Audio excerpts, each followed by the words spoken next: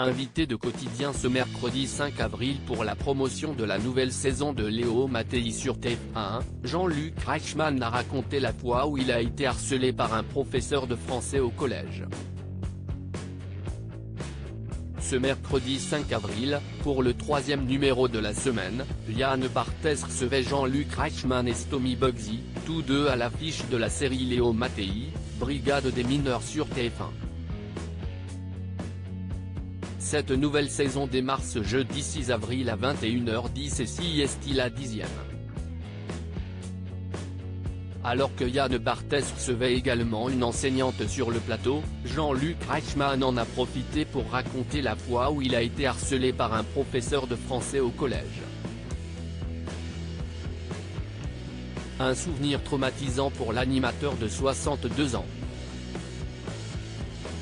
Mon professeur de français m'a dit, la tâche, au tableau. Face à Liane Barthès qui soupçonnait l'animateur de ne pas aimer les professeurs, Jean-Luc Reichmann, qui a avoué avoir de l'estime pour les enseignants, est revenu sur une réflexion qui visait sa tâche de naissance. À l'âge de 14 ans, c'était le phénomène de la différence. Devant 32 élèves, mon professeur de français m'a dit, la tâche, au tableau. D'un seul coup, si est-il vrai qu'on le prend dans le bide. Ça marine et puis on se dit qu'on est tous différents. On a tous été différents, il y avait des petits, des roux, des taches de rousseur, des gros, des minces, des blacks, des maghrébins.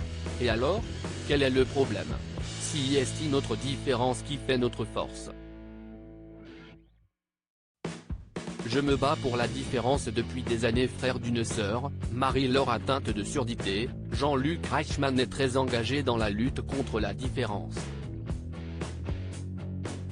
Il avait confié son combat dans une interview à Télévision Grande Chaîne en avril 2021, « Je me bats pour la différence depuis des années. Je ne sais pas si vous savez, mais il paraît que j'ai une tache sur le nez. Et puis, j'ai une petite sœur qui est sourde profonde, ce qui m'a aussi aidé dans cette réflexion. » Et de poursuivre plus tard, avec toutes les personnes qui se mobilisent pour mettre en avant la différence, ça nous permet de faire avancer la machine. Il faut faire progresser ce dialogue, la connaissance de l'autre et de soi, indispensable pour voir comment il est possible de faire avancer les mentalités. Mon combat, c'est la différence pour ne pas tomber dans l'indifférence. Oui, il y a eu des progrès.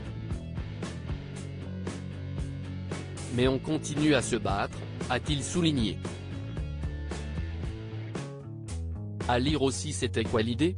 Jean-Luc Reichmann réagit aux rumeurs de mésentente avec son épouse Nathalie Lecoutre.